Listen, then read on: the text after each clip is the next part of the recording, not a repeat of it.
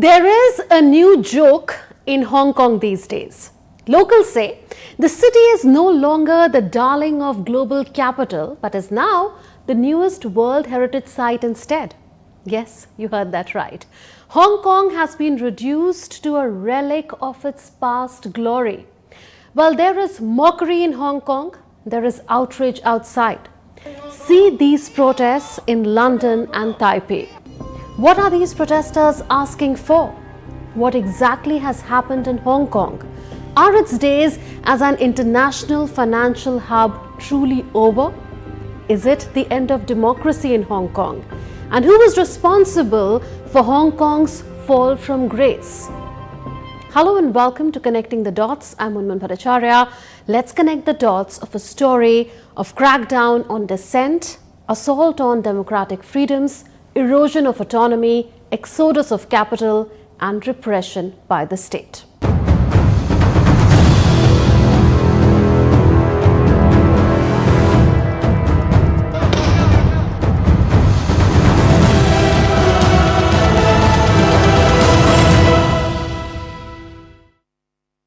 Let me ask you a question.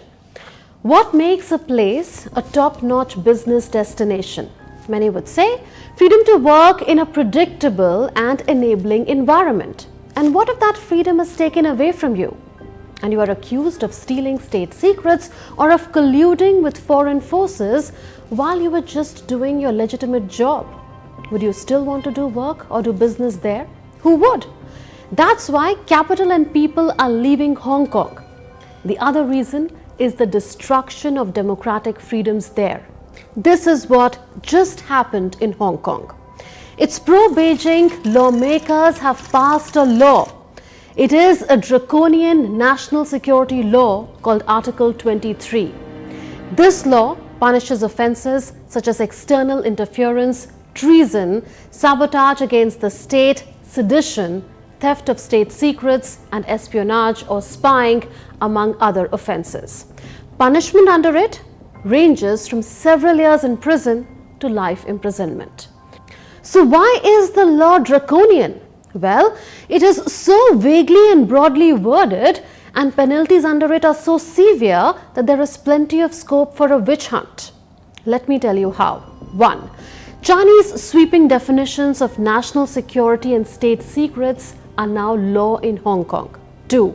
Interacting with foreigners can be more dangerous now as it can be seen through the prism of external interference and espionage. 3. Criticism of Hong Kong or Chinese government can land you in jail for 10 years. 4. You could be jailed for 14 years for not reporting someone else's act or intention of committing treason. 5. Police have new sweeping powers to deal with national security cases, even though detainees have fewer legal rights. 6. Hong Kong's leader can create new laws in the name of safeguarding national security. 7. Hong Kongers can be targeted overseas. So the diaspora community and activists who have moved abroad can see their passports cancelled or educational qualifications suspended. 8. Hong Kong can even send some cases to mainland China for trial. 9. The new law even allows for closed-door trials. 10. People suspected of breaking the law can be wiretapped or put under surveillance. And 11. Companies and international organizations can be banned from operating in Hong Kong if found, quote-unquote, working for foreign forces. What's worse, Beijing has the final say on how this new law should be interpreted, and not any Hong Kong judicial or policy body. So in the final analysis, mainland China gets to choose how to apply the law and against whom.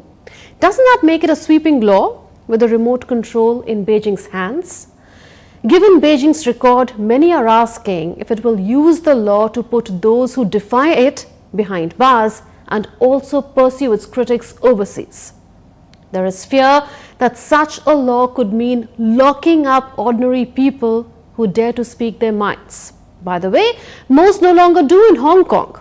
Hong Kongers say they are already being careful with what they say to friends and colleagues because they fear an informant culture has developed in the city. But authorities defend the law. They say it will protect the city and ensure stability. But critics say it will silence all dissent with its closed-door trials and life sentences for broadly defined offences from insurrection to treason. So how is the world reacting? Well, with resounding criticism. We believe that these kinds of actions have the potential to accelerate the closing of Hong Kong's once open society. We're alarmed by the sweeping and what we interpret as vaguely defined provisions laid out in their Article 23 legislation. Britain speaks very clearly to China about things we are concerned about, whether that's about Hong Kong or about individual cases like Jimmy Lai or about human rights. We always stand up for our values and speak very clearly. As you would expect, I raised Australia's concerns about human rights, including in Xinjiang, Tibet and Hong Kong. A group of 81 lawmakers and public figures from across the world, including in the UK, US, Canada and South Korea, have this to say. The legislation undermines due process and fair trial rights and violates Hong Kong's obligations under international human rights law, jeopardizing Hong Kong's role as an open international city. And here's Amnesty International's swipe at the new law. So why did Hong Kong pass this law? Listen to this. Today, the constitutional responsibility and historical mission of enacting Article 23 of the Basic Law have finally been accomplished, with the National Security Law passing its third reading, effectively safeguarding national security. This puppet of his Chinese masters is sounding triumphant because at long last, Hong Kong could enact its own security legislation. Yes, a Hong Kong legislation, but with Beijing written all over it. And why was Hong Kong so keen on enacting such a law?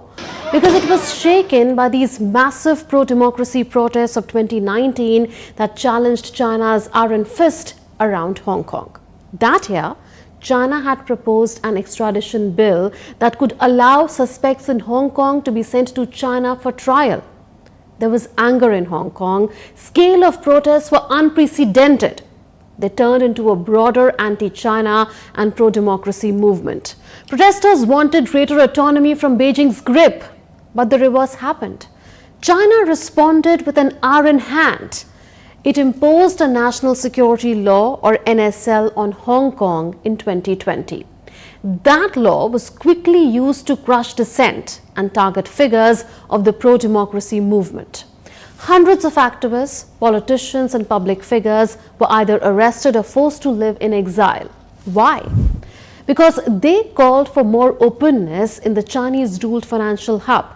But China wanted no challenge to its authority. China's NSL was introduced by decree. Hong Kong's parliament was bypassed. All in all, more than 260 people were arrested in Hong Kong under it. One of them was Jimmy Lai, a Hong Kong media tycoon, the founder of Apple Daily newspaper and a pro-democracy advocate. He is accused, among other things, of colluding with foreign forces, a charge that carries a possible life sentence. This leads us to ask, are the charges against him a smokescreen? Is his real crime in China's eyes this, that he has long been an outspoken critic of the Chinese Communist Party? Another prominent arrest was of Joshua Wong, a pro-democracy activist from Hong Kong who became the face of the 2014 pro-democracy protests. Wong did not lead the 2019 protests, but his continued activism and high profile made him a target of the authorities. The jailing and silencing of activists like Wong have only damaged faith in the future of Hong Kong. Many young professionals have responded to the shrinking of freedoms and autonomy by moving abroad. But remember, under the new law, China and their puppets in Hong Kong can go after overseas activists too. So expect the authorities to continue to go after dissenters wherever they are. So how is Hong Kong's new law different from Beijing's national security law? While there is some overlap with the NSL, Article 23 has created new offences. It has increased penalties for existing offences. It has given the government even more sweeping powers of enforcement. But Beijing's law will take precedence over the new law in the event of a crossover. By the way, These laws violate China's sovereign guarantee to the UK. UK handed back Hong Kong to China in 1997. This was done under the principle of one country, two systems. That principle guaranteed the city a certain degree of autonomy. Beijing also promised to preserve Hong Kong's civil liberties for 50 years. Yes, autonomy and civil liberties, both unheard of in today's Hong Kong.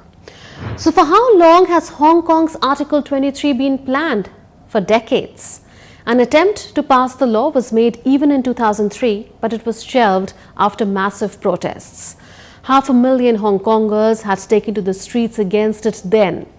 The blowback was so much that Hong Kong's then chief executive Tung Chee-hwa's administration had to withdraw the legislation. But this is not the Hong Kong of 2003. Today's Hong Kong is opposition-free. Many activists, journalists, and opposition politicians have been arrested. Others have fled. So this time, Article 23 was passed less than 2 weeks after it was tabled. So what has this tightening Chinese grip done to Hong Kong's reputation as a buzzing financial hub? Well, Hong Kong's economy has been reeling under one, Beijing's crackdown since the pro-democracy protests in 2019. 2, a harsh zero-COVID policy, and 3, a slowing Chinese economy which has been hit by debt and a property market crisis. As a result, rentals for commercial and retail spaces have fallen. Office buildings and shop fronts are vacant. There are fewer tourists. The value of the Hang Seng Index, Hong Kong's crown jewel, has fallen by more than 40% since 2019. 2024 started with India overtaking Hong Kong to become the world's 4th largest stock market. Singapore has emerged as Hong Kong's stiff regional rival for finance. Global banks have been laying off people focused on Hong Kong and China. They point to sluggish growth and plummeting investor confidence there. So, capital is leaving and people are leaving Hong Kong too. Global concern is growing that Article 23 will make Hong Kong both dangerous and difficult for foreign businesses and workers to operate in. The perception and reality of Hong Kong have changed. Stephen Roach, former head of Morgan Stanley Asia and a self-confessed admirer of Hong Kong, sums it up like this in a newspaper column. It pains me to say Hong Kong is over. Yes, Hong Kong's critics and admirers both feel this is the end of Hong Kong. Surely, global confidence in the city has been shaken. Hong Kong was already dying a slow death. Now the question is, has the last nail in Hong Kong's coffin just been hammered? Time for a breather on connecting the dots. Did a secret weapon cause the mysterious Havana syndrome that shook American diplomacy? We explore that next. In a world that never stops, where information shapes our reality, one app stands out, helps you stay ahead of time. Introducing the DD India app, your gateway to a world of news right at your fingertips. Your most trusted source of news goes global, goes digital. Explore a world of options, top stories, live updates, in-depth analysis, and more. Stay informed wherever you are. Real-time alerts keep you ahead of the curve always. The DD India app, connecting you to the world one story at a time. Download now and explore the world of knowledge, insights, and authentic information. When you think about Havana, what comes to your mind? Did you say beautiful beaches, colorful streets, colonial buildings, and a great history?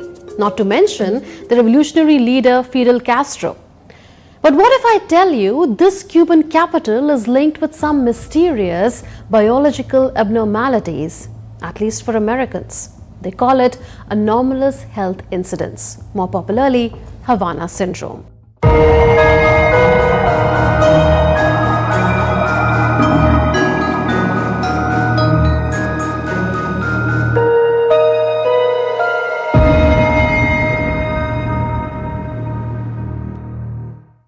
So what happens in Havana syndrome?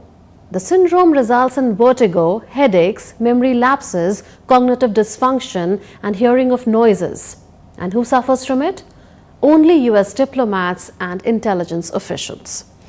All this started in 2016, as per accounts of US officials.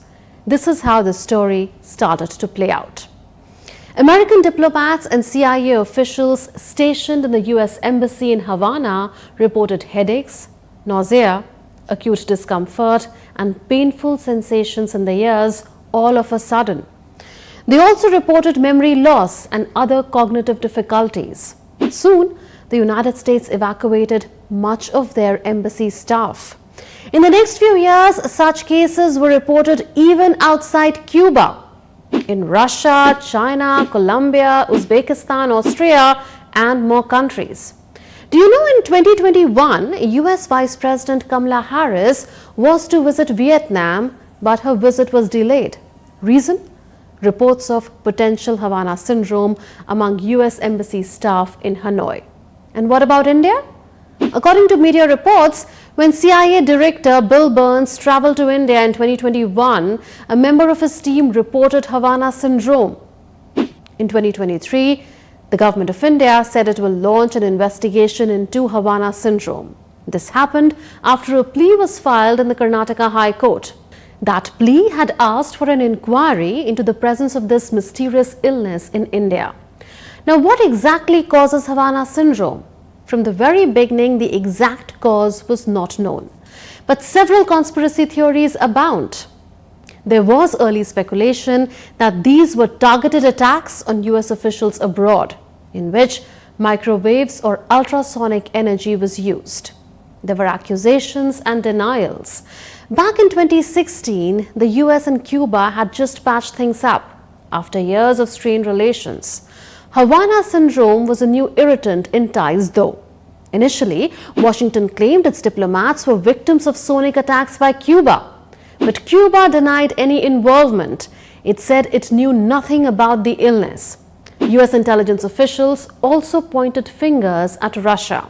But Moscow too denied any involvement. Some theories also suggest that Havana syndrome was a side effect of foreign spying gone wrong.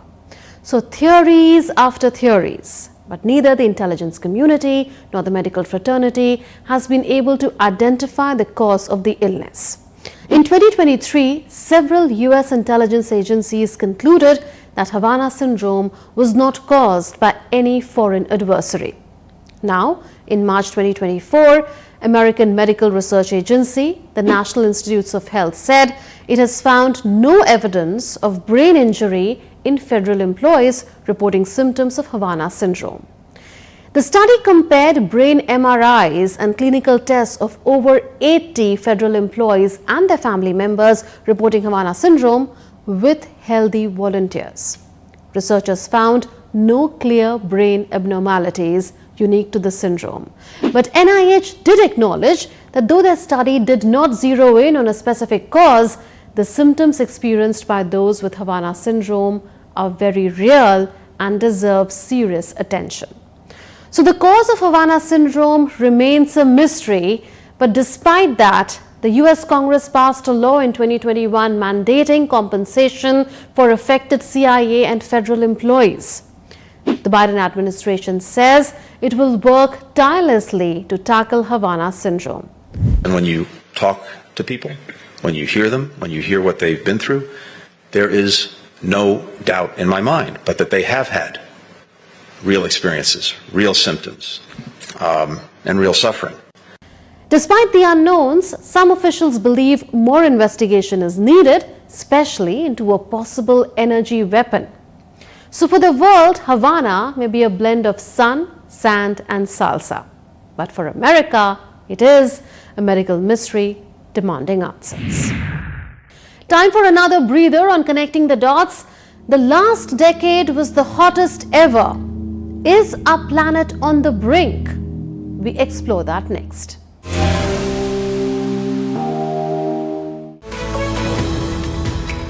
We just don't bring you the news as it unfolds. We get to the heart of the matter. We don't just present facts, we demystify complex social, political and economic events. We break stories that shape the world's present and future because you deserve the truth. I am Tanvi Taneja from New Delhi. I'm Ollie Barrett from London. I'm Nick Harper from Washington, D.C.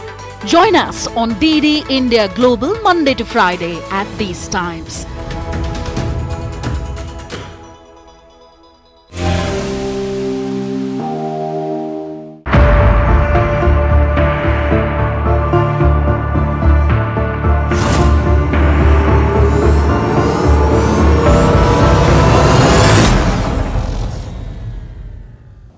Imagine schools closing, not for holidays, but due to the scorching sun. That's the reality facing South Sudan right now, with temperatures exceeding 40 degrees Celsius in March.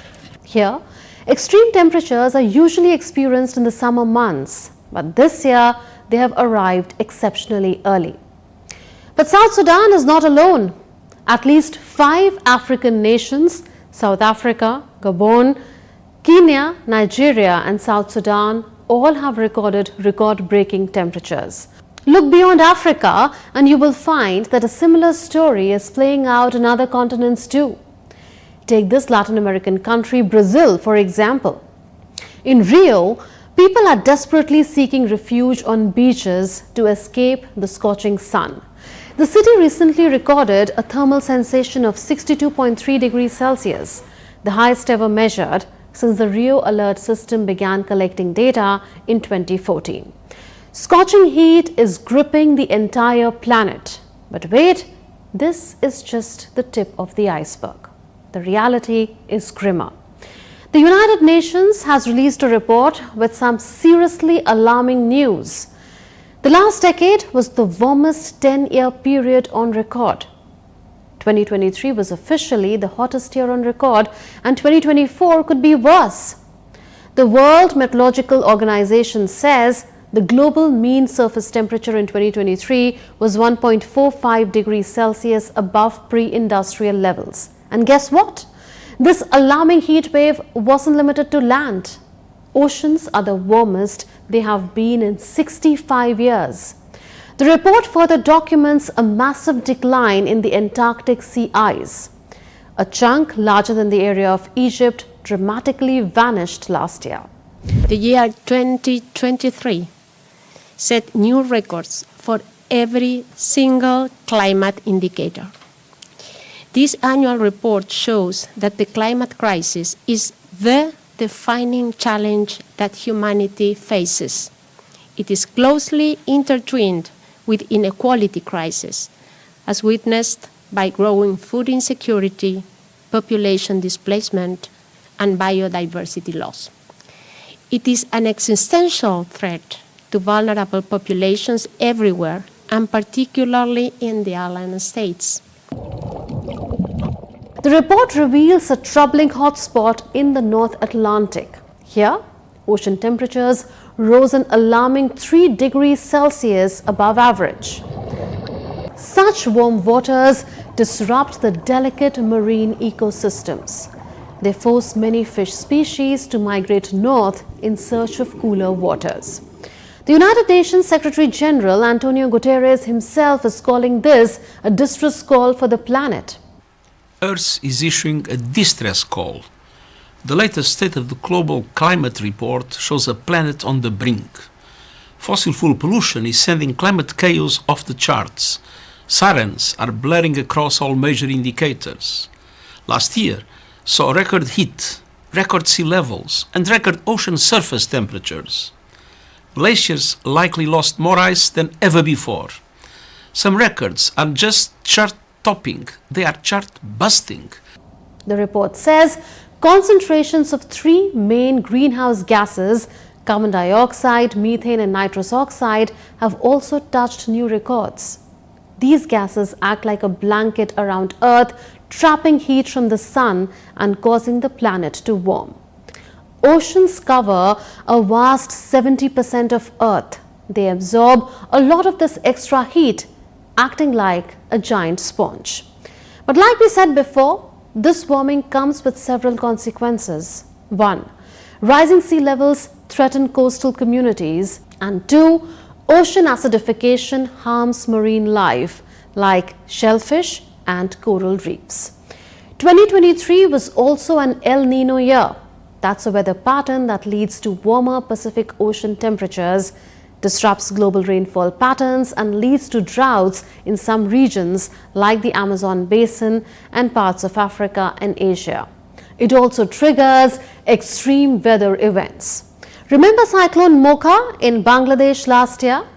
That devastating cyclone displaced over 200,000 people in the country. Even faraway Hawaii wasn't spared. It experienced a deadly wildfire that destroyed thousands of structures.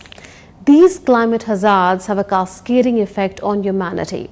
Vulnerable communities around the world have to contend with growing food insecurity, population displacement, and other hardships. The UN Weather Agency underlines this alarming trend. The number of people facing acute food insecurity has more than doubled, from 149 million before the pandemic to a staggering 333 million in 2023. The clock is ticking. The future is in our hands. Will we act before it's too late? Well, that's all in this edition of Connecting the Dots. We'll see you next week with more raging issues that touch our lives and imagination. I'll see you next Friday. Until then, goodbye for now. From all of us in the Delhi newsroom, take care and stay safe.